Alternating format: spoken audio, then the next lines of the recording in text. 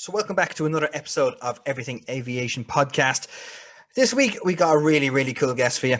This guest is a social media sensation and is a Virgin captain on the A350. Ladies and gentlemen, it's Chris Pole, or better known as Captain Chris. Chris, how are we? G'day, Mikey. How you doing, mate? Not bad now. And yourself? Fantastic. I mean, over at Heathrow Airport waiting for a flight down to Lagos tonight. So just spending my time chatting to you and everybody watching there. And yeah, it's the best way to get rid of time. Yeah, these days we can't go anywhere, can we? No. I've taken a run around the airport to get my exercise in, but apart from that, visiting Marks and Spencer's, there's not much to do at Heathrow Airport. Who thought now in 2021 that would be the only thing you can do? Oh, yeah. No, a trip over to Terminal 5 to Marks and Spencer's is a big day out for me. I love it. Absolutely love it. And I'm a bit jealous of yourself actually still flying and still exactly. And I make light of it, but I'm one of the lucky guys, you know, as you know yourself, Mikey. Yeah. There's a lot of us still furloughed at the moment and everything. So it is quite refreshing to talk to someone who's still flying and someone who's enthusiastic as yourself. But there's one thing I got to know, Chris, is where did your interest in aviation start? Well, you've obviously picked up the accent already, although even though I left Australia about 30 years ago, I've still got that little twang there. It's so funny, every time I go back to Australia, people assume I'm British because I've got this British accent when I go back there. And my dad even calls me a Pom, even though he was born in Liverpool, but he immigrated out there when he immigrated out to Australia when he was 15 years old with my grandparents. But then I decided I was going to come back to England because of my career brought me here. But I started off in Australia. My father was always interested in flying. And he was a builder in his early 20s, and he was saving up to become a pilot. But when he was about 24 years old, a 3-inch nail went into his right eye and blinded him. And that, so yeah, you winced, didn't you? Yeah. I still do that now. But from the age of 24, he's been blind in one eye, and that's sort of like throughout the flying career. So I didn't realize this, but as a young boy, as the eldest of 3 boys, my dad was always taking me to the airport, and we always looked at airplanes. And every time somebody flew in from interstate, we go to the airport a few hours early to pick them up to go and watch the airplane take off and land. And every Christmas, every birthday, it was books on airplanes, model airplanes. And before radio control models came out, we had these control line models. It was like 2 strings to control the airplane. You used to go around and until you get dizzy and crash the thing. But I remember my dad and my Uncle Fred smashing so many of them up before I even got my hands on them. But I think it was that sort of start, this influence of having aviation from my father influenced me to get into flying. So it was then, I've told the story a few times, but when I was 12 years of age, we went on the first time I've ever been on an airplane. Well, I didn't come from a wealthy family. Everybody thinks builders these days are rich guys, but in those days in Australia, my dad was a builder. He had 4 kids. I was the eldest. We went on a family holiday to visit my Uncle Fred up in Queensland. And we went to the airport early and we checked in for the flight. I was so excited because I'd never been on an airplane. I was 12 years old. And as we walked up the stairs of a 727, Trans-Australian Airways, TAA 727, my father pushed me in front of him, this shy 12-year-old boy, and said to the stewardess, "Oh, my son would like to see the cockpit."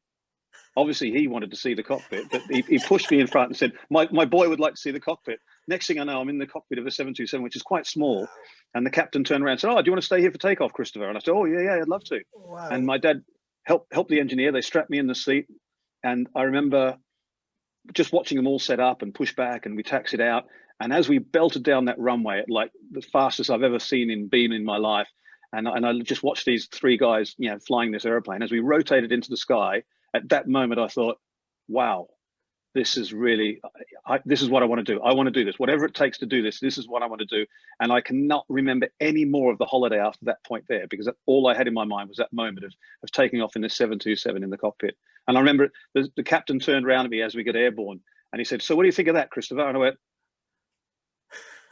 I was just stunned. I was like this 12-year-old nervous, shy boy with my mouth open. And I remember clearly, I said to him, "Is this your job?" And he said, "Yeah, I'm a pilot." And he went, "Do you get paid for it?" And they all laughed. I said, "Do you get paid for this?" He went, "Yeah, of course we do." I went, "Wow, can I do this?" And he gave me the same thing that I say to all young kids. I said, "Yeah, you do well at school, you listen to your parents, maths, physics, do all your subjects well, and you too can be a pilot." And I did exactly what he said. I did well at school. My marks weren't great, but they were good enough. And then I basically, from that age, 12 years of age, I started working and paying for my flying lessons and saving up for them. Wow. And so you actually started training at the age of 12? No, sorry. I knew that it was expensive. My parents didn't have any money. And so I had 3 paper rounds, 1 before school, 2 after school. I worked at the supermarket on weekends, pushing trolleys and stacking up the dairy case with the cheese and the milk and things like that. And then on some weekends and public holidays and school holidays, I used to work with my dad and uncles working on building sites, earning money. And I'd saved up, it was a huge amount of money then, $15,000 by my 18th birthday, which is the equivalent today of £60,000. That's for a young boy. Yeah. I worked hard. And I'd saved up all that money. And so I was able to pay for half of my ATPL course.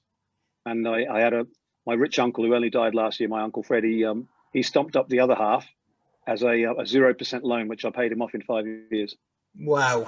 That's real proof of where hard work can get you and determination as well. If you want to get something, you can do it. Nothing worthwhile is ever easy, and it shouldn't be. No, because if it was easy, and I remember my dad always saying this to me as well, he said, if it was easy, everyone would be doing it. And that's the thing is if you really want it and you go out and grab it with both hands, because it is doable. You just got to put the work in. You got to put the work. It's like anything, no matter what you want to do. And I was very lucky to be at 12 years of age and knowing what I wanted to do. I didn't know up to that age, but at 12, I knew exactly what I wanted to do. And I've got so many friends of mine who are at my age and they still don't know what they want to do.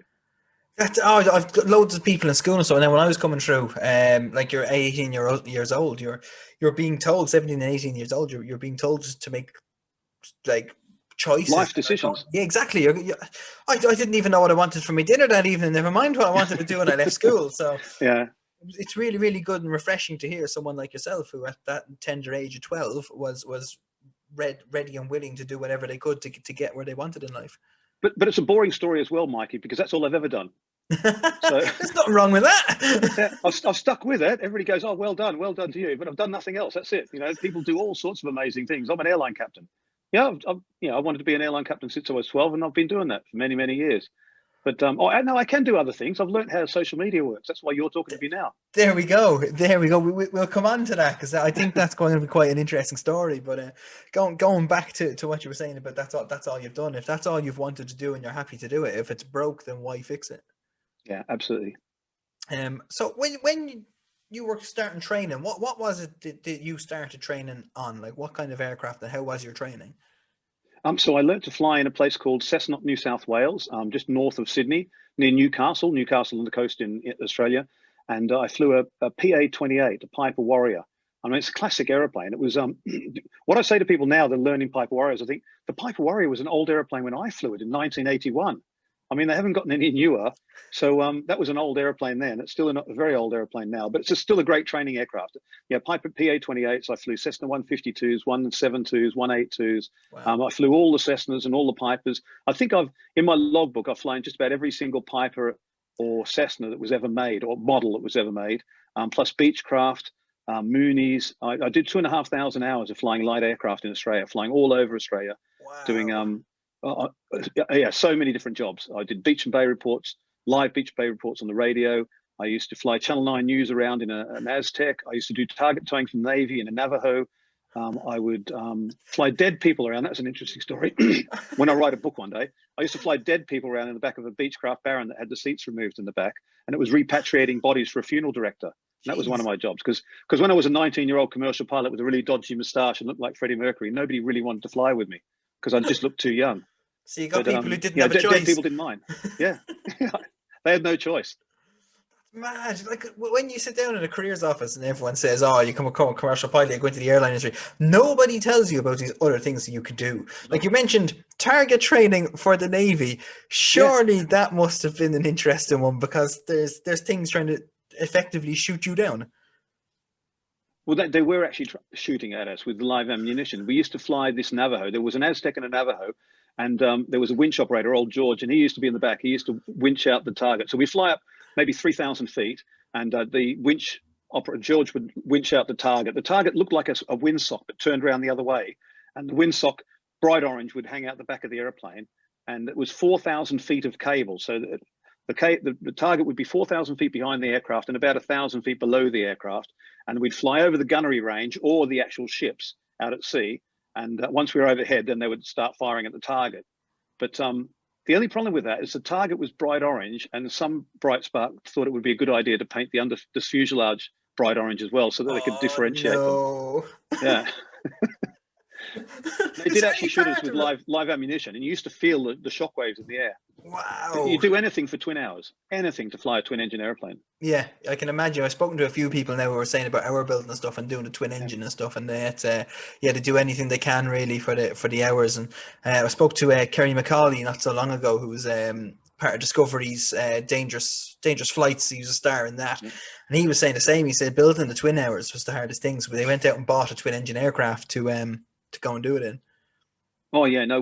When you pay for your hours, you fly the cheapest, smallest, slowest airplane you can get because it's all about the hours, right? When somebody's paying you to fly a twin engine airplane, you'll do anything. Yeah, like I said, you'll even get shot at to do it, or fly dead people around to do it. So, Chris, what was your actual first job with an ATPL in your back pocket? An ATPL, I think my very first job was doing joy flights up at a place called Lake Eildon in a Cessna 172. I All used to right. sit at the side of the road in a caravan. It was stinking hot one summer, and we just had a big sign saying joy flights. And I used to take people for flights over the lake, the local lake there, just to Wow. try and get an hour here and an hour there. And like I said, I was an 18-year-old CPL, and I didn't have any hours. Nobody would employ me, so I set this up with the local guy that owned the airplane, and I hired his airplane from him. Sat on the side of the road at a caravan at like a local beauty spot, and just took people for flights. Wow. That's Yeah, amazing. What a story. all summer. Yeah, it was Just good just as fun. a start out, yeah. Yeah. That's brilliant. So then, how did you start getting into?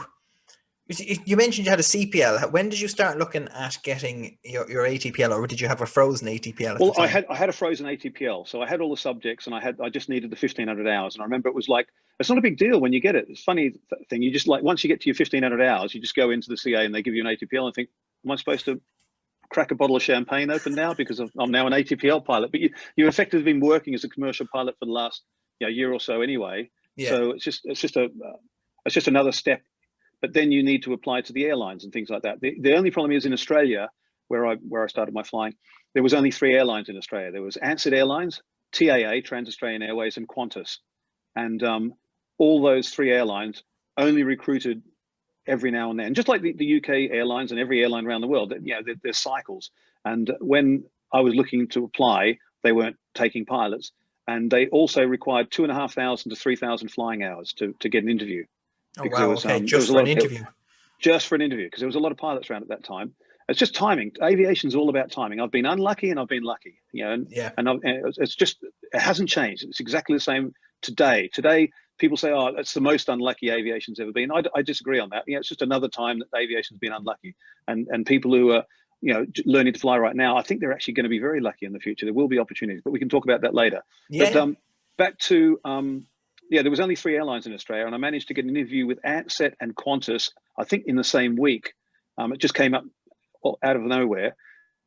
And Ansett offered me F-27. Remember the old F-27s? Yeah. Yeah, direct entry onto an F-27, flying up and down the Queensland coast, flying out to all the tourist resorts along from Brisbane up to Cairns. And that sounded really interesting. And Qantas offered me direct entry, 747 second officer. However, I spoke to a couple of mates who were already in Qantas, and it was at that time, it was looking at 12 years second officer before a first officer upgrade. Oh wow. And Okay. when you're how old was I? 22, 23 years old. 12 years seems like forever. You think, oh Yeah. my God, I'll be well into my 30s before I even get to touch the controls. So I turned down Qantas for the F-27 with Ansett. And within 2 years with Ansett, I was flying an A320 as launch customer in 1989. Oh wow. And that was interesting as well, because nobody else had A320s except I think Air France, BA, and Lufthansa in the whole planet in 1989. Brilliant. And what exactly is a second officer? Because it's not something that we really hear about over here. A second officer is basically a cruise pilot. So it's a way of, there's two ways. It's a way of paying pilots less money, and it's also a way of not having to worry about everybody being current on the aircraft. That's probably the main reason. Is long haul pilots need to do a takeoff and landing 3 takeoffs and landings every 90 days, and a takeoff and landing, it was at that stage every 30 days. Now it's 45 days, and so to try and do that on a long haul operation is quite difficult when you've got an augmented crew of say 4 pilots. Let's say you had 1 captain and 3 first officers. To keep all those 3 first officers current, doing their 3 takeoffs and landings every 90 days, it just makes it more difficult. So for rostering, if you had one captain, two first officers, maybe a second officer. The second officer doesn't actually fly the airplane. He just sits here in the cruise and operates the airplane. He's a fully qualified ATPL pilot, but he doesn't do the takeoffs and landings. They only get takeoffs and landings in the simulator. And when I was like 22 years of age, I thought, I don't want to do that for 12 years. Yeah, I mean, a lot definitely. of guys did. It was just timing. At that time, that's how long it took to become a first officer.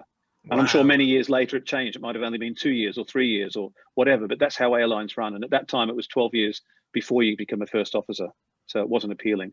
Because usually nowadays you'll hear people like first officers taking that same amount of time to become captains. So I can imagine if you're sat there waiting for an upgrade, which is effectively to first officer, is a bit it's a bit strange, really. And that's even longer to become a captain in a big airline like Qantas. And there's an expression in aviation, you might have heard it, called dead man's shoes. Yeah. Yeah, so it's like that. You have to wait for somebody to retire before you can then move into their place. And the problem that some of the pilots in my era have had is that the retirement age for airlines was always 55 when I started flying. It was always 55. Every airline in the world retired at 55. And as I've become older, it then went to 60, and then it became 65. So all those first officers that were hoping for an upgrade during those periods have thought, oh, no, I've got to wait another 5 years before the old bloke sitting next to me retires. So that's how aviation works. It's, good luck, bad luck, and it depends where you are at the right time, at the right place with the right type rating, and there is a lot of luck involved as well. Yeah, I can imagine. Like I said, it's all about being in the right place, right time with the luck. It's not something you can really wing and hope for the best for. No. You've got to prepare yourself to be the best candidate available for that job, but that's not always that easy. Yeah, 100%. So, Chris, you touched on the airline industry there. You were offered a flying scholarship with the Australian Air Force, flying F-111s. It wasn't so much a scholarship. Yeah, it was training with the Royal Australian Air Force. So about the same time I was 18 years of age, I started a private pilot's license just to see if I really wanted to do a whole career in this aviation. I had the money for it. I went along to a recruitment drive for the Royal Australian Air Force. They looked at my marks at school. They looked at the fact that I was flying, and obviously I had the aptitude because I was so excitable being an 18-year-old and wanting to fly airplanes. And they took me through the whole procedures. They did the aptitude tests. They did psychometric tests. They did all the tests. And then they sat me down and they said, if you were successful, and obviously not everybody's successful, but if you went through our program, you could end up flying one of our F-111s. That was the aircraft in those days, the fast jet, the F-111. You'd be based at Tyndall. You'd be flying this aircraft. And like I said, they didn't offer me that, but they suggested that if you join the Air Force and if you move up the ranks, you could end up being a fast jet pilot. And I remember going to visit because I had all the details, and it wasn't so much a contract. It was like the details of if you want to sign up, here's what you need to sign up. And I was lucky that one of my school friends' dads was a 727 captain with that same airline, Trans-Australian Airlines. And I remember asking my friend Cameron, can I come around and see your dad sometime? I just want to ask him for some advice, because my dad was a builder, so he didn't know what route I should take. Obviously, he's going, go for the Air Force, go for the Air Force. And I was quite keen on the Air Force as well. But my friend's father, Cameron's father, Len, he invited me round. We sat in his garden. He offered me a beer, and he sat there, and he's got his suntan, his Ray-Ban sunglasses on. He's sitting in his massive big 2-bedroom house. There was a Porsche 911 in the garage. I remember that. Wow. There was a yacht out the back.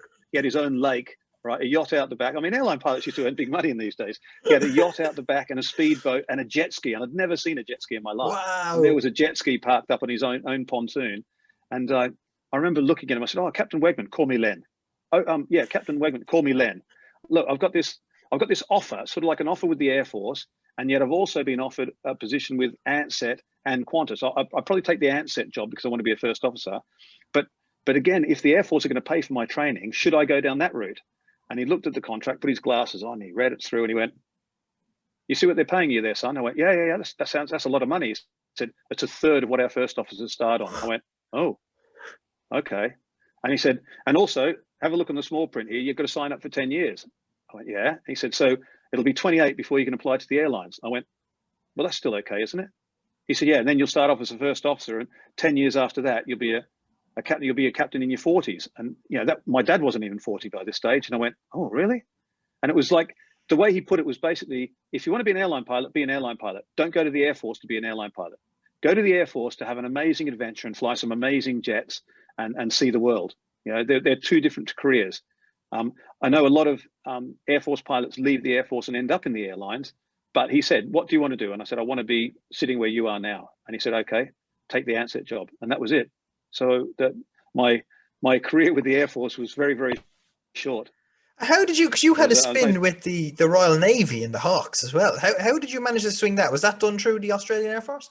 No, no, no. That was in Coldrose Naval Base in the UK, and that was when I was flying for Ansett Airline. Sorry, with Virgin Atlantic. So I joined Virgin at the start of 1994, and for once in my career, after 7 times being unemployed, I arrived in Virgin Atlantic, and within a year, I went from the right seat to the left seat. So I was a left-hand seat, 4-engine jet captain at 30 years of age, flying for Virgin Atlantic, flying to Hong Kong and Tokyo, and we went all around the world. It was an amazing experience.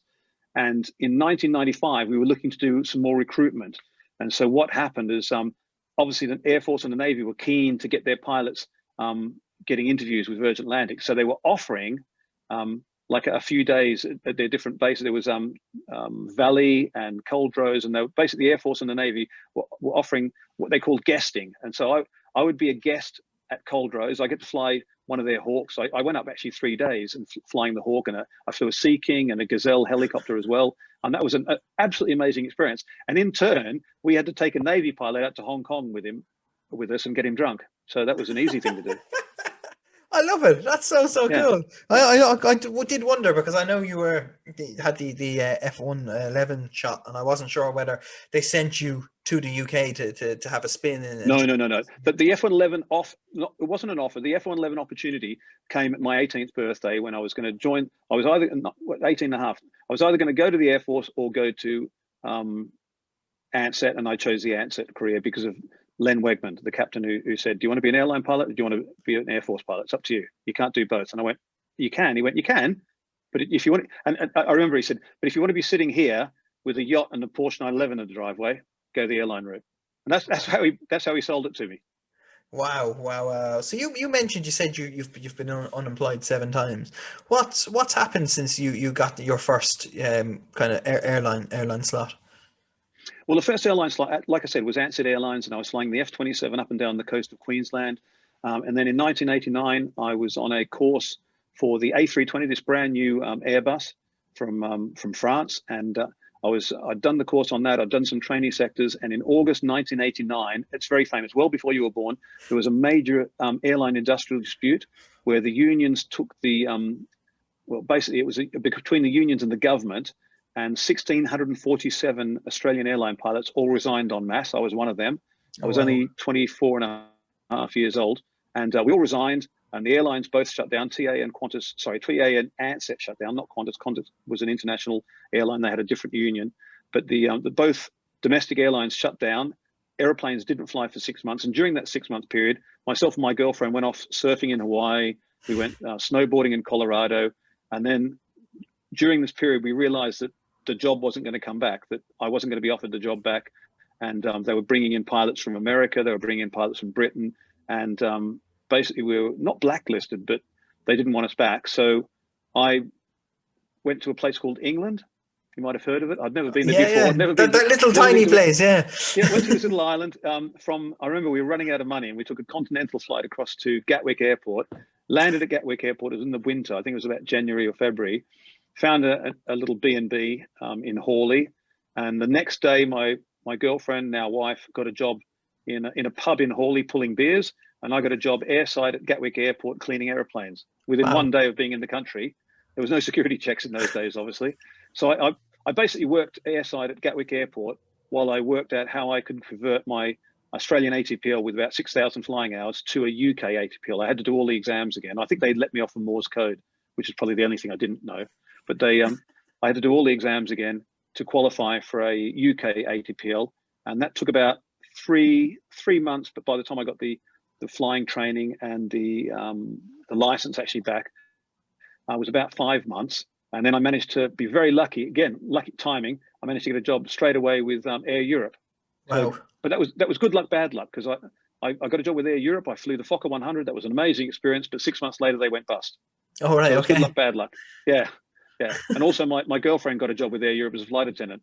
So we were both unemployed again, living in Hawley. So it's like, it's aviation. Full circle. Good luck. Yeah. It's like, oh, here we are again. Let's go back to eating potatoes, It must have been quite a culture shock to come from surfing in Hawaii and snowboarding in Colorado to rocking up to Harley and Well, getting a we ran job out of cleaning money. aircraft. Yeah, because all the time we were in like snowboarding or surfing, we were thinking, oh, we'll go back to Australia and everything will be okay, and I'll get my job back. And no, it wasn't going to No, happen. no, that's a So shame. yeah, we had to find an alternative. But do you know what? I keep saying this to people who are getting into the industry. You know, life is an adventure, and unless you take that adventure, you'll never know. You know, I get lots of young guys who write to me on Instagram and say, "Oh, I'm looking to go to this flying school here, and I'm not going to put down any flying schools." And I said, "Look, there's nothing more sad than a pilot who's born in, let's say, Sussex, right? Grew up in Sussex, went to a flying school in Sussex, and then got a job at Gatwick Airport flying back and forth every day until he retires. That's not an adventure. Yeah, If you like 100%. flying, that's good. Go flying. That's amazing. But I didn't even know what Gatwick was. I didn't even know the name Gatwick before I arrived there on an airplane. And Yeah. it's all part of the adventure. Oh yeah, I flew for 100%. Air Lanka in Sri Lanka. That was amazing. Flying around the Maldives and around Bangkok. That was incredible. Yeah, I lived in Wow. Cyprus for 2.5 years, flying flying all around Europe from Cyprus. So life's an adventure. You just got to go out and get it. There's a lot of my colleagues are out of work now, and it's difficult when you've got a family and kids and mouths to feed, and car payments and mortgage payments and things like that. There are flying jobs out there, but they're not in places that you want to go. Yeah. There's Yeah. jobs. There's jobs in Korea. There's jobs in North Africa. They are there, but they're not where you want to go. I was the guy that said, "Do you know what? I'll just go there. I'm not going to go there forever. I'll just go there and get the job, just to keep the experience up." And that's the most important thing. Yeah. And again, aviation, it's right place, right time with the right qualification. So if you've got hours and a type rating, that's how you get a job. They don't care about Brilliant. university degrees. It's just hours and a type rating. Can we employ this guy to fly our airplane? That's what they look for. Yeah, 100%. And my dad always said it as well. He said, "You'll never regret the things that you did, but you'll always regret the things that you didn't do." So he Absolutely. said, any opportunity you get offered, just grab it and go for it. He said, because God knows where it's going to bring you. Absolutely. Fantastic. Yeah. My daughter's in between high school and university, and she doesn't want a career working in a supermarket, but she's gone to do it because it's an experience. And Yeah, she's working in a supermarket during the pandemic, and she's loving it. Absolutely loving it. brilliant. She Absolutely said she brilliant. wanted to take a year out and be a flight attendant, but that's not happening right now. But she's working in a supermarket every day, and she absolutely loves it because it's being with people, and it's having a responsibility, and it's a reason to get up in the morning. And Yeah, that's difficult for so many people right now. Really difficult. It's through no fault of their own. They can't go to work, and that's what's really sad. yeah, 100%. I completely agree with you there. And being furloughed myself and all that, I can see it's great. Still, very lucky to still have a job and still be employed. But Absolutely. it's that you're getting up every morning. There's only so much Netflix and FIFA that you can play Yeah. and watch, and it's yeah, you're getting up just to sit on the couch and go back to bed in the evening time. But so Yeah, Chris, and it's like every day blends from one into another. What's the difference between Sunday and Wednesday? nothing really. There's a Y in it. Yeah, that's it. So Chris, how long was it then when Air Europa went pop that you or Air Europe went pop that you went to Virgin? Oh no, there's lots of things. So Air Europe went bust. That was in 1990. I got a contract through Park Aviation to fly with KLM Cityhopper, based in Amsterdam Airport at Heemstede, where I was living. Flying the Fokker 100 for them. I got another short-term contract with Swiss Air, flying the Fokker 100, based in Zurich. And while I was there, I heard about a job with Eurocipria, flying the A320, based in Larnaca in Cyprus. So having 320 experience and an ATPL, the UK ATPL, again being in the right place at the right time, I was able to get one of, I think there was only 30 jobs with that airline. So I went down to Larnaca, and I lived there for 2.5 years, living on the beach in a penthouse apartment and flying from Larnaca and Paphos up to places as far as Bergen and Stavanger in Norway, all over the UK, all over Germany, all over France, bringing tourists from Europe down to Cyprus for the Cypriot government. Eurocypria was a part Wow. of Cyprus Airways. So I did that for 2.5 years, but then that contract ended, and I was all the time applying for Virgin Land. This is a funny thing. I applied for Virgin in 1990, but I was told, no, no, no, you don't have the right experience because all you've got is glass cockpit time, and we fly old jumbo jets, and that's not the right experience. I went, okay. And it was only when I was then on another contract in Sri Lanka, flying for Air Lanka, which is now Sri Lankan Airlines, but I was flying for Air Lanka on a 320 based at at Katunayake Airport. I was living in Colombo Airport. And while I was there, I picked up a copy of Flight International. Remember, this is prior to the internet, so there was no surfing the internet. I was in a news agents, and I picked up Flight International. That said there was an article about Virgin Atlantic buying Airbus A340s from Northwest, which were in Chapter 11. And I remember, again, prior to the internet, I had to book a telephone call, an STD phone call to the UK at a specific time. I remember it was late at night to be in the UK. And I remember ringing the chief pilot of Virgin and say, look, I wrote to you many years ago and you told me I didn't have the right experience. I see you're now buying these A340-300s. I think I've got exactly the right experience to fly that aircraft. And I remember he said, okay, young man, I need to see you in my office. And here I was on a Monday in Sri Lanka. And he said, can you be in my office on Thursday? I went, yeah, absolutely, sir, no problem. So then I had to work out how to get from Sri Lanka to London on a Thursday. And this is, again, no staff travel, things like that. But I managed to get there. I got the interview, or had the interview. They put me in a 747 simulator and they made me fly a circuit in that. I didn't know what I was looking at because it was 747. I did have a few friends that gave me some tips before I went in for the interview. And there they offered me the job. And I think was within the month, I was then out in Miami on one of the first courses to fly the A340-300. Wow. Yeah. Absolutely fantastic. And that was at the start of 94. Wow. Jeez, I didn't realize it was that long ago they only got their A340s. Yeah, no, it was all jumbo jets up until Virgin Atlantic, when I joined, had 8 jumbo jets. And then in 1994, we got the A340s. And by the end of 94, we had 8 A340s. So we had 8 747s and 8 A340s. So we doubled the size of the airline within a year. And that's when I saw there was a lot of military pilots coming and joining us then. I think we took 200 pilots, I think, in 94. Oh, wow. It's quite a lot. It was a big drive. Massive recruitment in 94. And it kept going for, I think, about 18 months at that time. Right place, right time. Yeah, 100%. Because, again, being an Air Force pilot, you had to be able to leave the Air Force and join Virgin that year. Okay, so there was no kind of like handing your notice, wait 13 months. And Exactly, yeah. Wow. That's, yeah, exactly. Right place, right time, and a bit of luck on your side there as well.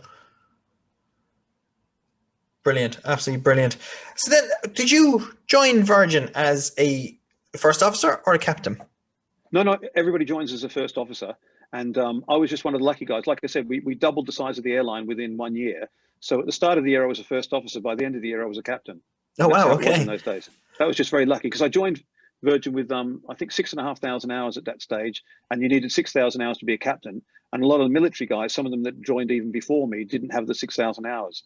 So having more than 6,000 hours and an Airbus type rating, right place, right time, enabled me to get straight into the left-hand seat. Wow. And I've been there ever since, sitting on my laurels, as they say. I love it. Absolutely love it. And when you switched from the 320 to the 340, was it much of a difference? I know you've got 2 extra engines, but was it much of a difference or did it fly much similar? No.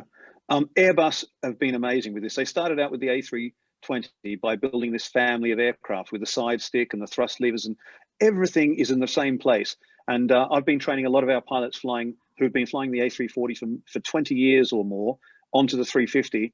And the setup is very, very different because it's very modern. So there's a lot of computer setup, and it's very, very different with the screens and the way you set up the cockpit. The preparation of the cockpit is very, very different. It's the same procedures, but it's a different way of doing those procedures.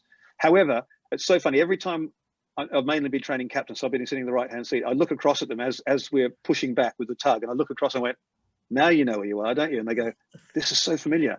Because as soon as we push back, it's so natural to think, right, I'll start those engines. There's my tiller, there's my thrust levers, everything's the same.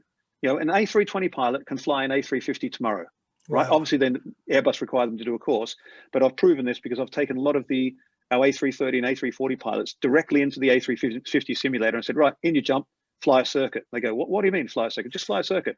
And they can all do it perfectly well. Yeah. Because they're pilots and they know how to fly an Airbus. Wow. And the concept works. You know, any Airbus pilot can fly any Airbus. Yeah. Obviously, a 320 pilot would have to think about the momentum of the A350. It's a lot more momentum. It's a lot bigger. It takes longer to turn, but it's quite a nimble aircraft for a big aircraft. But size is the thing that gets them the most. And lining up on the runway, you have to go a lot deeper in your turns because it's a lot longer aircraft. But technically, it's the same airplane. To fly, it's the same. Brilliant. I didn't realize that now. And does the 350 take a bit of getting used to with all its wraparound touchscreen and stuff that it has? Because it's got no buttons now, has it? It's all very, just very swept up. I say people regularly ask me, what's the difference? Say, imagine if you had like a 1990s Mercedes S-Class, right? A 1990s, something was built in the 90s and it's an S-Class, but it's the top of the range, right? everything that was available in 1990, but now you've got the new 2020 model, right? If you've got a 2020 Mercedes-Benz, like top of the range, it's got touch this and touch that. Oh, Yeah. Oh, it doesn't have a clutch. Yeah, it's automatic. Well, how do I select drive? That's different. It's going to be yeah, different, yeah, but it'll have a steering wheel and it'll have a brake and it'll have an accelerator. So, and that's Airbus have kept those basics the same on all their aircraft, but it's just the way that you interact with the aircraft and the interface with the aircraft is different. Yeah, imagine getting into a brand new Mercedes-Benz that you've never driven before and think, right, how do I connect my phone to the screen here? How do I do that? So yeah. you can't just do that in an airplane. You can't just get in an airplane and work it out on the like you can with a car. You need to do a course, but that's how similar it would be. You need to do a Okay. course to know how everything works. Yeah, I just thought it might, but I wasn't sure if it would be kind of a brain numbing thing going from the analog normal dials to everything being top of the range touchscreen. No, it still flies like an airplane. It still flies like an Airbus. It's amazing. Brilliant. Right, and have you So we've flown got a any of different. the? Sorry, carry on. No. I was just going to say, at the moment, we're doing another thing. We haven't flown our 330s for over a year now. And so we're now getting A350 pilots to go back to fly the 330. And being typical Virgin and super safe, we're requiring pilots to do an extra bit of training and things like that. But as soon as you jump into the 330, you think, well, it's just like jumping into the old Merc. You know how it goes. It works. Yeah. It's perfect. Everything works. It's I saw amazing. that It's on your just so Instagram familiar. actually, that you were. Yeah. I think you were out flying an A330, and I wasn't sure if you could do it because I think I'm not sure with some airlines if it's you can only be licensed to fly one or types to fly one thing. So I wasn't sure if you could jump from one Airbus to the other. That's correct. The A350, A330 rating is known as a single fleet, right? All right. Okay. So on our license, it says A330/A350. So we only have to do a type rating, or in other words, a license proficiency check every 6 months in one of those types. And typical Virgin for safety, we'll do one in the 330, 1 6-month period, then we'll do the 350 the next 6-month period. And we oscillate them all the time to make sure that all our pilots are flying both regularly or being tested in both regularly. Oh wow, that's cool. And is it with the 350? It's I think it's slightly longer than the 330. So is there any kind of like in your mind, or when you're flaring of watch the tail, watch the tail? Not so much. Again, it's the old the way it's set up. It lands exactly the same as a 330. It flies very, very similar to the 330. And also, most of our pilots have flown the 340, which again was I think within a couple of centimeters, the same length as the A350. The 350 and the 340 and the 350 are very, very similar in length. And also width as well. There's more of a sweepback on the 350, but basically they're very, very similar size on the airport. I mean, for numbers, both aircraft are 75 meters long. Think how big that is. 75 Huge. meters long. An Olympic swimming pool is 50 meters. So it's 1.5 Olympic swimming pools, and it's 64 meters wide. So taxiing that around the airport, it takes a bit of concentration. And we have cameras for that as well. We have a camera on the tail of the aircraft so we can see the wings, and we also have another camera on the belly of the aircraft so we can see the nose wheel. In fact, all our passengers can see the feed from both those cameras as well throughout the flight. Oh, that's which cool. is really I like good that fun. now. Passengers love that. Yeah, they can watch the takeoff and landing. That's so cool because I've seen it with Emirates. They've had I think it's a camera on the tail of the 380, and you can have a look at that and stuff. So I didn't know Virgin had that, and that's quite cool. Oh yeah, you can watch it 24/7. Every single seat, all 366 seats, or 336 seats, have got the tail cam or the belly cam on your screen, so you can watch it live.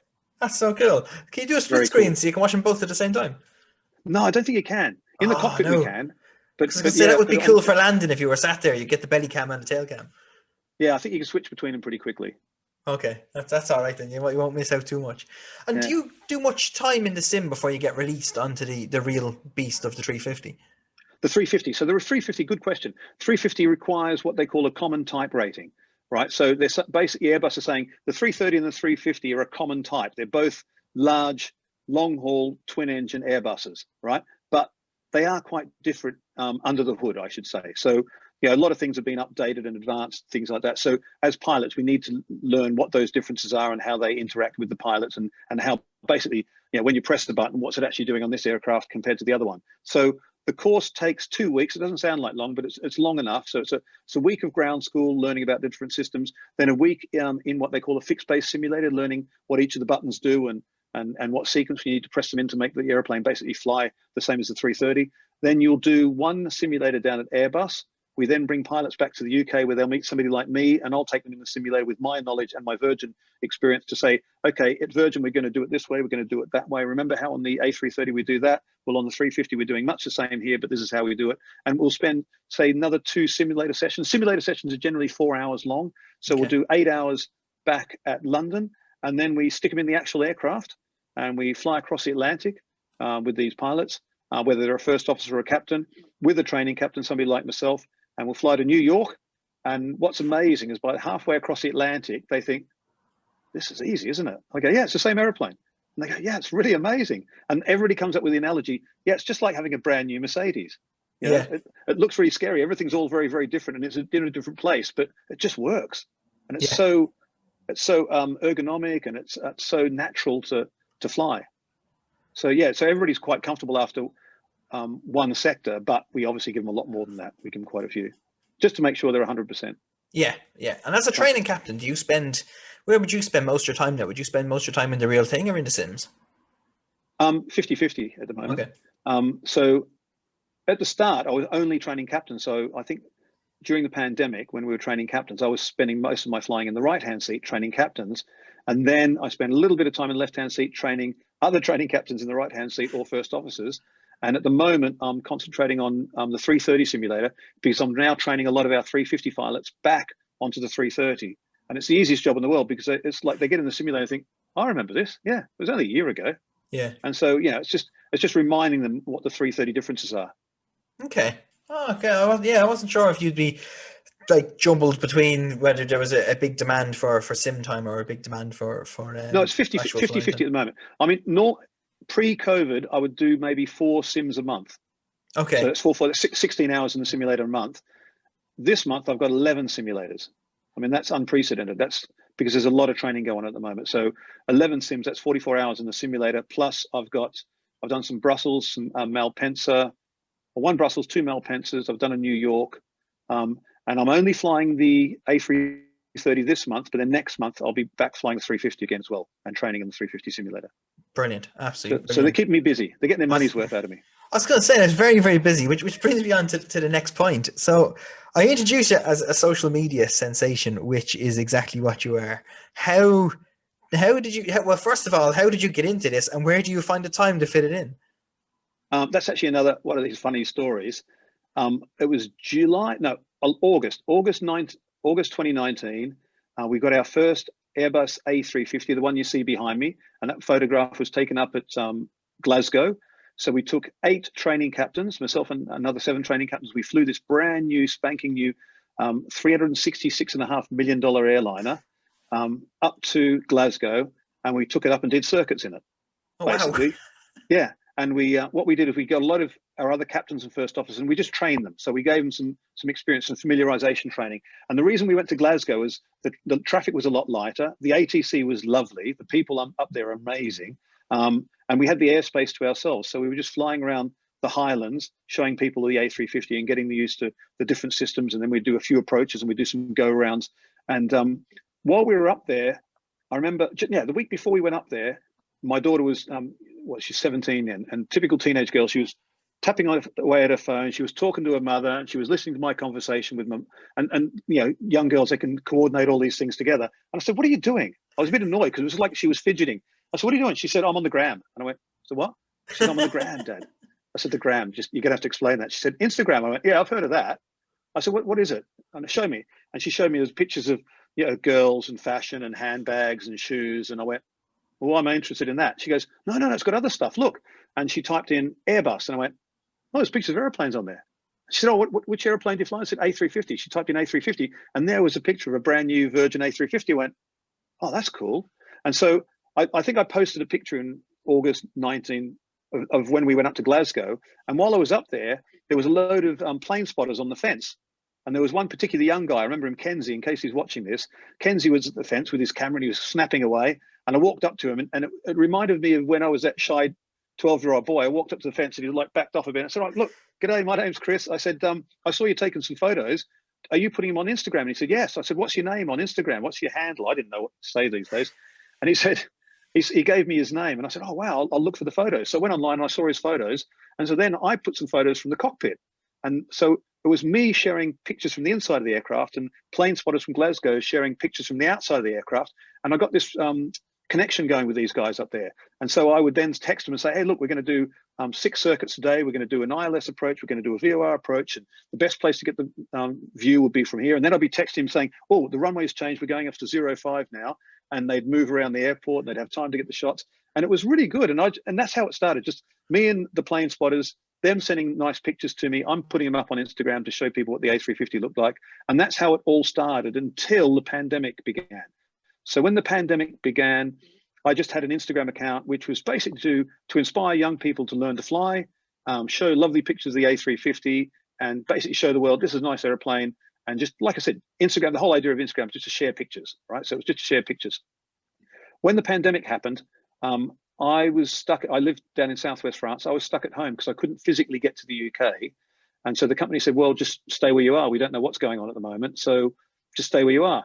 And that didn't sit well with me. For a guy who's been working since he was 18, I didn't feel comfortable sitting at home. Yeah. So I thought, right, what can I do? What can I do? What can I do?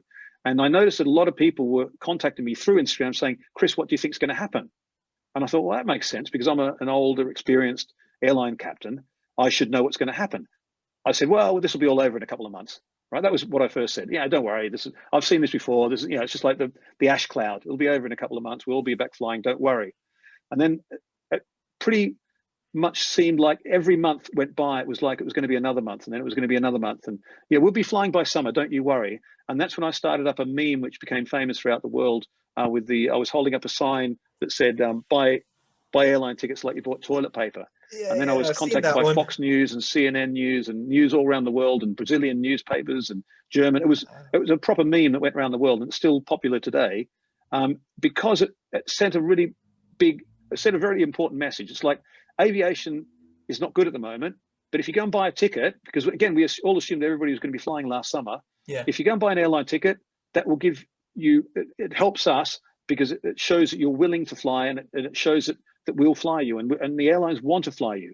And so it worked and people were buying airline tickets, right? And we kept getting these bookings and we kept flying haphazardly in June and July. We could take people to LA and San Francisco and all sorts of different destinations. We were flying people. And then it just like not ground to a halt, but it got less and less passengers as more restrictions came throughout the world. But the memes still worked and people were still keen to book because again, here we are a year on, every month, and you'll remember this, Mikey. March last year we thought, we'll be flying in April. Yeah. April, we'll be flying in May. May, we'll be flying in June.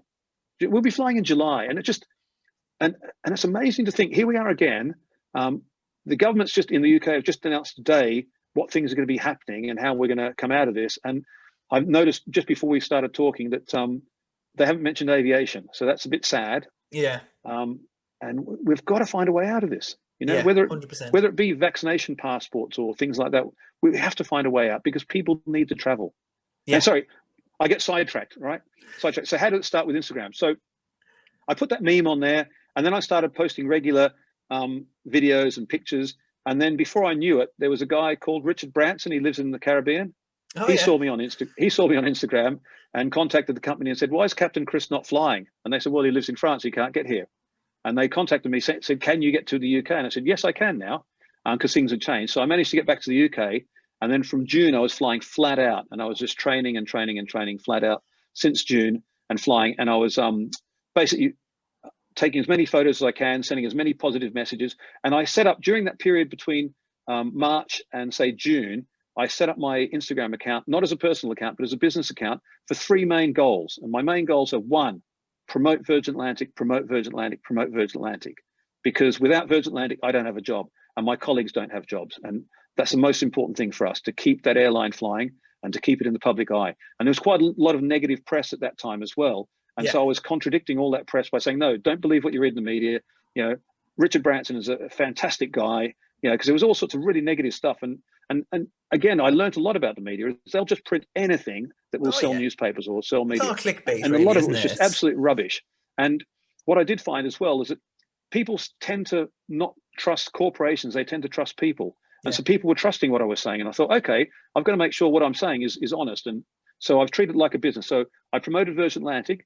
2, I encourage people to buy airline tickets with that meme, and I kept encouraging, like, buy a ticket. And every time Virgin had a sale on, so look, we've got another sale on now. You can get some cheap tickets here. You can get cheap tickets there. And the good thing is that Virgin have honoured all these tickets now, and they've continually rolled them over and said, look, we're sorry that you couldn't fly in June, but you can fly in August. We're sorry you can't fly in August. You can now fly in September. And that's gone on. And I feel sorry for every one of those people that bought those tickets. But at the same time, those people still have tickets, and thank you so much for buying those tickets, because it's supporting the airline industry, and we want to take you flying. Yeah, I'm telling you, I want to take you flying on that holiday, wherever it is, Barbados, San Francisco, LA, wherever you want to go. I want to take you there, because that's what we all want to do. We want to get flying. And yourself, Mikey, you want to come back and serve those passengers and get them where they want to go. Yeah, and so 100%. I just kept pushing it like that. So, but there was a third part to my three-prong business plan, was to support my colleagues. And it's people like you, Mikey, not just Virgin Atlantic colleagues, because there was a lot of my colleagues that were like me, grounded, and they don't know what's going to happen. And through no fault of their own, all our 747 pilots, they were grounded because they flew a 747, and we didn't need to fly 747s anymore. All our A340 pilots that were even on an A350 course when this happened, they were all grounded. 330s, we shelved our 330s for a while. And so all the pilots flying the 330s, they were shelved at the same time. Luckily, they've been on furlough, but again, we don't know what's happening from now. It's I don't like to say the word bleak, but at the moment, today, we're thinking, where are we going with this? It's been a year now. We need to get people back flying. There needs to be something done. And I think drastic action will have to be taken by the airlines to get the government to turn around and say, look, just let people fly, let them go. Get some rules, use the science, make sure it's completely 100% safe. I mean, I've never felt safer on an airliner.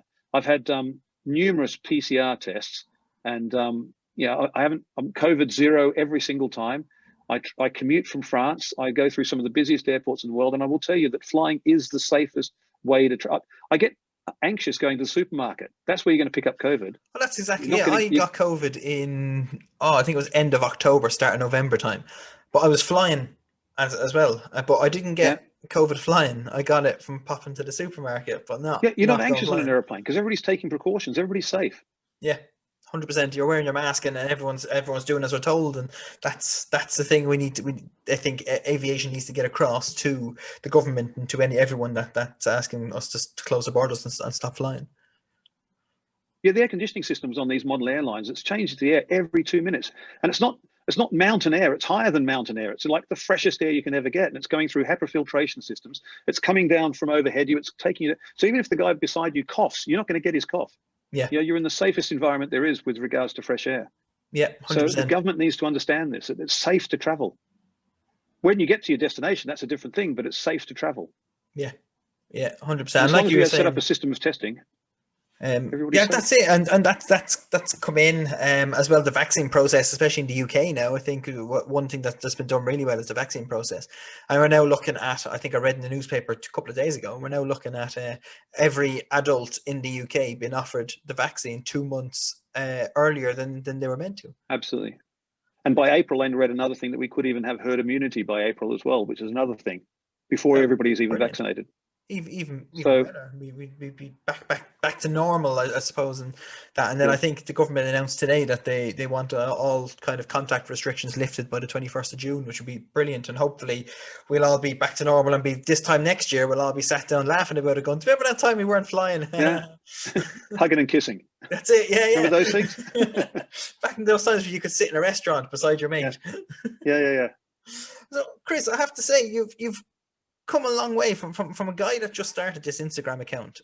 You've come a long way. You've got verified on Instagram, which is quite a big thing, really. And some of your videos you do are absolutely amazing. I love watching your time lapses and stuff like that.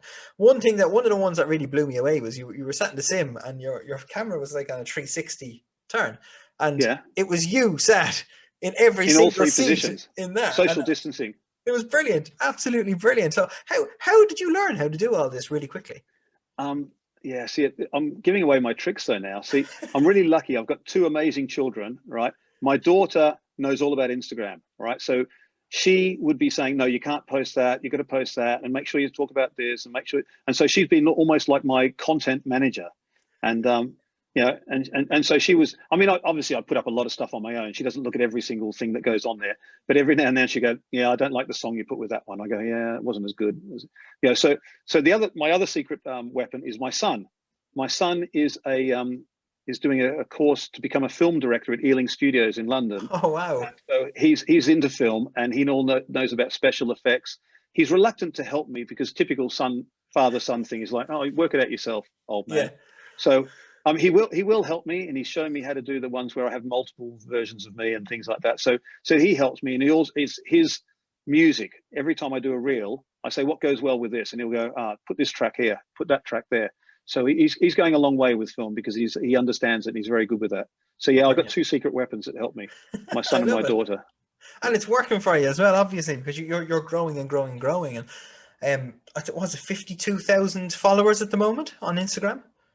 64. 64 has gone up. Jeez. Be 65 today. Wow! Congratulations. No, it just keeps going up. It's great, and I put that down to because I think I'm doing the right thing. Like I said, my number one goal is I will promote Virgin Atlantic and all aviation. I'm talking to somebody from British Airways. I want British Airways to do well. I want British Airways to succeed, right? Everybody talks about this rivalry between British Airways and Virgin. Yeah, at the management level there is, but from the workers level, from you and I, we're all the same people. We love aviation. We love what we do. We love taking people away to where they want to go, right? To visit their family, to go for business meetings, or just go on a nice holiday. And we all need a holiday right now. So as people in the airline industry, we love what we do. So I want to support all the people in that industry, and I can do that through Instagram. I also want to promote people to buy tickets and say, look, buy tickets. In aviation, buy tickets to keep our jets flying. But the most important one is right now, because it's really hitting home after a year now, is to support all my colleagues that are sitting at home right now who may be watching this to say, look, I know what it's like. I've been where you are. I've never been in this situation as bad as it is right now, but I can tell you that there is light at the end of this tunnel. I hate to use the expression it's character building, because that was always told to me that, don't worry, it's character building. I don't need any more character, and I'm sure you don't either, but you will come out of this and it will be better after this. Because, having lived through something like this, and people have lived through a lot more in generations before us, but to live through something like this, it'll make us all a bit stronger. It'll also make us appreciate each other a little bit more as well. And I think I've seen some nice things come out of Instagram and out of, communication. And look what we're doing right now, Mikey. Yeah. Yeah. And when would a Virgin captain speak to a BA steward? Eh? When? So it's never happened before. Yeah, any day of the week, mate. Because what I think is as well is like we wear different uniforms, we do slightly different jobs, but there is that quite uniqueness of we're in a role and a job position that's kind of hard to explain to anybody else. And when things go wrong in the world, this is usually the first industry to go wrong in. Yes. So I think it's really good about what you're doing about promoting it all and everything like that, because we might not be in the same boat, but we are in the same storm. Oh, nice. You must have thought of that beforehand. That's a good one. That, I like that. That's good. I'm going to use that. Yeah, do. But yeah, 100%. That's what I love about what you're doing. I love that you're pushing everything on Instagram. That meme, I came across that meme when it first went mad, before I started following yourself and all that, and it was brilliant. And I thought, do you know what, that's quite funny, because there was a big thing over here about the toilet papers running out in Sainsbury's and stuff like that across the road, and then to see you stood up and all my mates sharing this meme of yourself with this cardboard sign that says that buy plane tickets like you bought toilet rolls, and I think that it's quite light humored, but it also sends a message home to. It's a very serious message. Yeah, 100%. It hits it home to we need you to do this as well, because it's when you want to go away as well, but it's our livelihoods. Yeah, absolutely, 100%, Mikey. And that I really do take my hat off, and I do love what you're doing on Instagram and everything like that. And I take it that the company's very supportive of you doing all this stuff as well. Absolutely, 100%. Otherwise, I wouldn't be talking to you right now. No, they're really supportive because they can see what I've done. I'm supporting the airline number one all the time. And like I said, people trust people. Yeah, and that's what we've learned through this. A lot of big corporations are struggling right now because people go, oh yeah, but the corporation said this and this company said that. People distrust governments and things like that. But people trust people. And if you have integrity, which is what I'm selling on Instagram, I'm selling Captain Chris. I'm selling the integrity. It's not about my surname. It's about Captain Chris. I'm a senior Virgin Atlantic airline captain, very experienced airline captain, and I'm selling Virgin Atlantic to the public and saying, please come and buy tickets, fly with us, because we need you to fly with us. We need your confidence. And once we get your confidence to come flying back again, everybody, all of my colleagues that are sitting on the ground right now can fly again and join you and I and everybody else in the skies again. Yeah, 100%. And I love, and what I love as well is that everything you've spoken to me about so far has been about perseverance and pushing on. And I think, especially at this, I don't want to use dark hour, but I think at this dark hour that's there, everyone needs to kind of persevere and push on to get where they want. And you might get set back at this moment of time, but we need to push on, because, like you said, there's going to be it's going to be luck around the corner for those people. Like I said at the start, anything worthwhile isn't easy. And an aviation career is a worthwhile career, and it will come back, and we'll all get flying again, and it'll come back. You know, it has been a lot longer than any single person on this planet expected, but it will come back. Yeah, And it like I has said, to. it'll be much better when it does, and we'll really, really love our jobs. Yeah, exactly, and we'll be ready for it, and they're ready to take everyone on holidays and stuff, which is fantastic. So Chris, I don't know if you saw recently, talking going away from the COVID situation and all, talking about um an incident happened with I think it was a United 777 quite Oh, the triple recently. seven, yeah, that was That was yesterday or the day before Sunday, yeah, where yeah. it had an engine failure, but quite catastrophic. What are your thoughts on that? That was quite. You don't hear much about stuff like that happening. No, it doesn't happen, and it's interesting that incident, because it's something that every single airline pilot on the planet practices in the simulator every 6 months. Every time we go in the simulator, we give them a situation where the engine fails like that and it catches fire. And every single pilot in the world, I haven't heard any reports from the pilots that flew that aeroplane, but I'll guarantee they would have said, well, it just felt like the sim. I remember when Captain Sullenberger landed in the Hudson, he said it felt like the sim. You know, pilots are trained to the extreme that when something terrible like that happens, to them it's just routine. They Yeah, would have gone, okay, bang, one of the engines has gone, all right, shut down the engine, turn off the fuel, and we'll just make a circuit and land on the remaining engine. And it would have been very routine. Yes, they would have had a bit of tension, a bit of stress, but that's normal because it's a real event. And also in the simulator, it feels like a real event, but no more than they would have had in the simulator. And in fact, they probably would have done even better job, because in real life, it's easier in real life. In fact, in the simulator, we always do it in a storm at night when it's raining and you can't see out the window. So it's the IMC as we call, so on instruments. Whereas they had a lovely day in Denver. I think it was a lovely day, or the weather looked reasonably good. So they had lots of things going for them. Yes, the engine, why did it break up? I don't know what it is. The pictures that we all saw on the internet with the flames coming around from it looked like the turbine section of the aircraft. Obviously, once they shut down the engine, there's still going to be some residual fuel in that area of the engine. So that's just that burning off. After a while, that would have burnt off. And we didn't see what happened after that video, but then they would have landed with that engine, just what left of it hanging on the engine, hanging on the wing, and they would have flown in on the remaining engine, which is obviously working fine.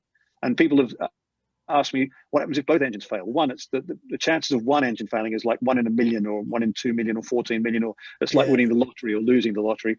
But for two of them to go, okay, if they did go, aircraft still can glide, right?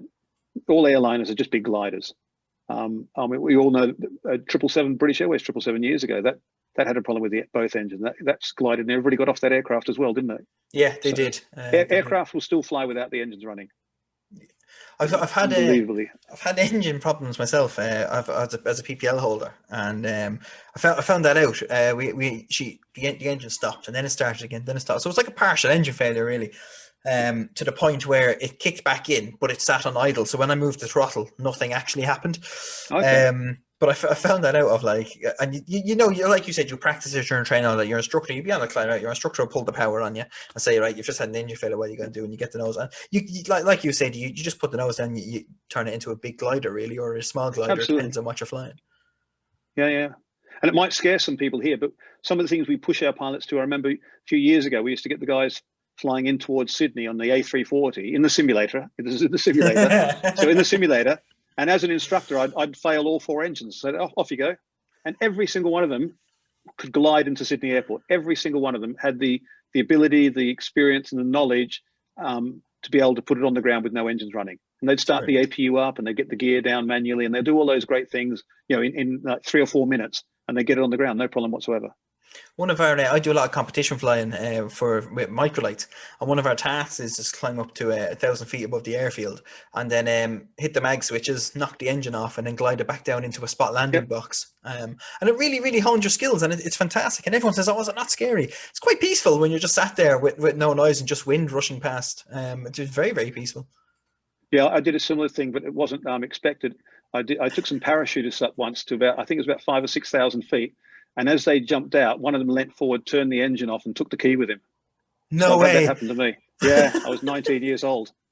I learned very quickly how to glide an aeroplane and land it. That's very cheeky, wasn't it? Yeah, yeah. This is Australia, remember? I Back was in gonna say, 1981. that's true. Yeah, That's true. yeah.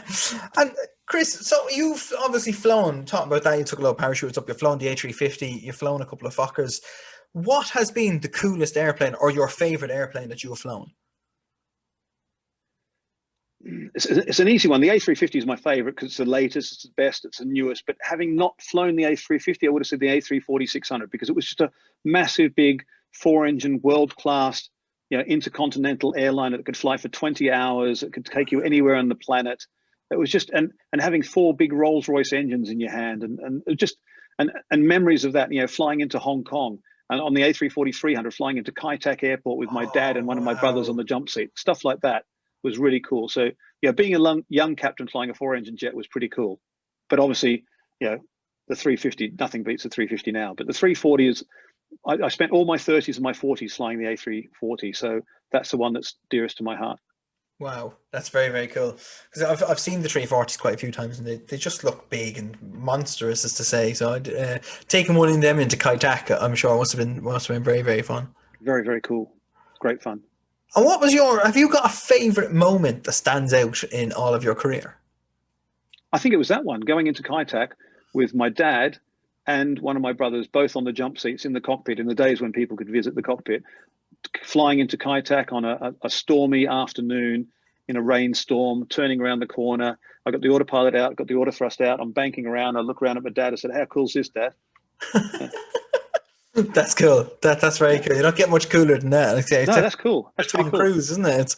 And then we also used to have all the celebrities up in the cockpit. I remember those days. They'd regularly come up in the cockpit. All sorts of celebrities would regularly visit.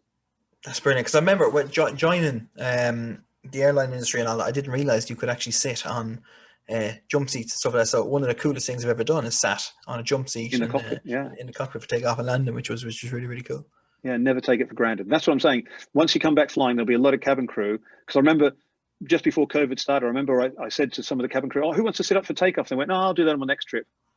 And they didn't get another trip after that. That's it. And I was only talking to my other half the other day, and like even outside of aviation, it's like talking about, "Oh, should we go to London? We do this?" And you're like, "Nah, we'll give it a miss." And we kind of messed up there because we did well. Who's seen this coming? But we kind of messed up there. Is the fact of I don't think we're going to turn down opportunities again to go out. Yeah, and no, absolutely. The more time we can spend out of the apartment, the better, I think. Yeah. But yeah, Chris, it's been an absolute pleasure having you on today. Thank you so much for talking to me. You're very welcome. And, no, it's great talking to you, Mike. You do this really well. Thank you very much. You put somebody at ease. I was going to say the guest also helps me there, so thank you so much. And if any of my listeners do want to follow Chris, it's Captain Chris on Instagram, and do check out some of his really, really, really cool stuff that's there about the A350 and some of your flying adventures. Excellent. Thank you very much, Mikey. Thank you very much. Great speaking to you, and good luck, pal. Good luck. Thank you. Have a good one. Bye-bye.